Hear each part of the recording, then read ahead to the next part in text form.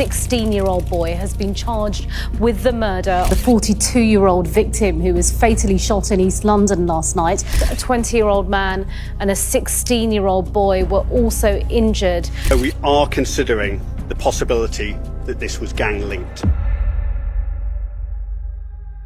It was exactly 21 hours and 56 minutes after the fatal shooting. Now, here is what happened the day before. The front door blew open with a crack so loud it echoed down Warwick Road. A single bullet ripped through the frame. Wood splinters sprayed across the hallway light. Inside, 42-year-old Lianne Gordon stumbled back, her hand pressing to the wound in her temple. Her children screamed and ran in every direction. Just seconds earlier, she was simply a mom unlocking her front door after picking her kids up from school in Hackney. Now the afternoon air smelled of blood and fear. It was 4:12 p.m. on December 5th, 2023, when a silver Honda Jazz slowed outside her house. Its license plates were fake, which was no surprise since the car had been stolen. The passenger door opened and a teenage boy stepped out. His hood was pulled low, and a balaclava covered everything except his eyes. In his hand was a small caliber revolver. There was no warning and no hesitation. He walked forward and emptied the gun through the frosted glass.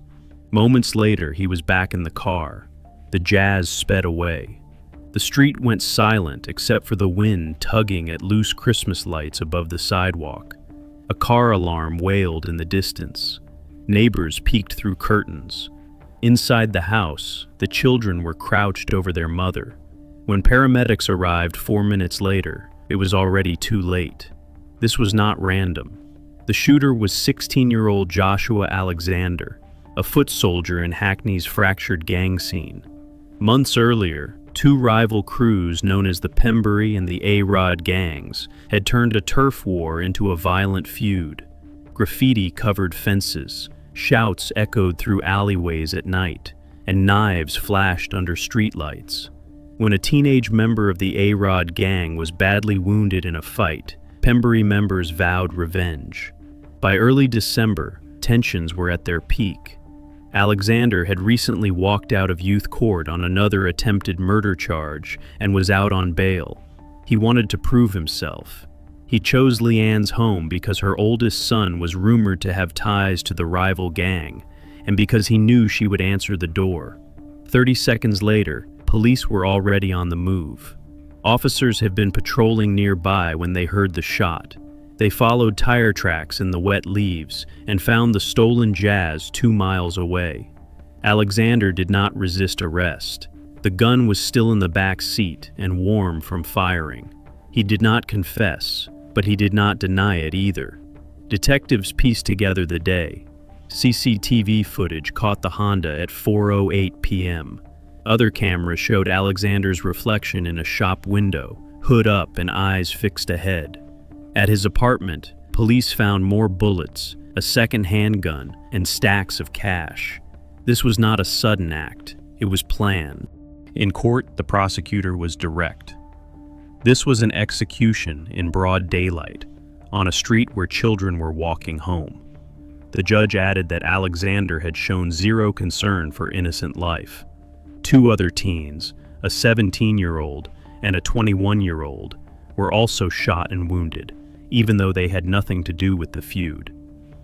By October 2024, Joshua Alexander stood in the dock at the Old Bailey.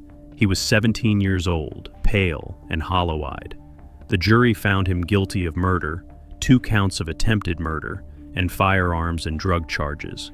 In December, he was sentenced to life in prison, with a minimum term of 29 years. The judge called him dangerous, unrepentant, and driven by a desire for gang notoriety.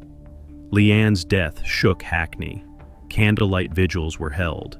A mural of her smiling face appeared overnight, with the words, "Taken too soon," painted across it. Local MPs demanded tougher bail rules for violent youth offenders, pointing to Alexander's release on bail for a previous attempted murder as proof that the system had failed. The truth was that gun killings by juveniles in England and Wales were still rare, but had not declined. London accounted for nearly half of all firearm crimes in the country each year. While knife crime dominated headlines, experts warned that gun crime had stopped falling and was instead holding steady. In the days after the shooting, Hackney did not relax. It tightened. Schools locked doors earlier. Teachers scanned hallways for hooded figures. Community centers filled with worried parents. Corner shops adjusted their cameras. Every siren made people flinch. At Lianne's funeral, her 10-year-old son led the procession while holding a single red rose. Light rain fell on umbrellas and candle flames. In court, the judge's words were heavy. You chose to fire knowing children were inside. You showed no remorse. You are a danger to society. Police later revealed how Alexander had gotten the gun. He had arranged the purchase through a burner phone with an organized crime group. The exchange happened in a park. Cash for a revolver, no witnesses. These small handguns, often called retail firearms, were cheap, easy to hide, and often discarded after use. They lowered the barrier to killing. A knife requires you to get close.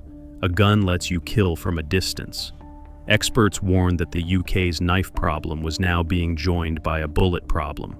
In the past 5 years, gun killings among 15 to 19-year-olds had risen by 8%. It was a small number, but each one was a life. Activists in Hackney called for action. Kids are learning to pull triggers at the same age they are learning to tie their shoes, one youth worker said. We need to reach them before the mask goes over the head. The borough announced a pilot program with ballistic-resistant doors in some schools and anonymous tip lines for students. Meanwhile, Alexander sat in a high-security youth prison. Sometimes he stayed silent. Sometimes he asked himself, why did I do it? What was I proving? Outside, life went on. Christmas lights blinked. Buses passed Lianne's mural. But front doors felt different. Parents told their kids to look both ways twice. Backpacks were hugged close at the curb. It became a habit born from fear. As the one-year mark approached, local newspapers published photos of Lianne's favorite coffee mug, quotes from her friends, and short notes from her children saying, "Miss you, Mom." The Hackney shooting was not just one tragedy. It was a reminder of how a single teenager with a single gun can destroy lives, families, and entire communities. If the measure of a society is how it protects its most vulnerable, then the shattered door at number 27 Warwick Road will always be a warning of how quickly violence can arrive and how long its echo can last. See you in the next one.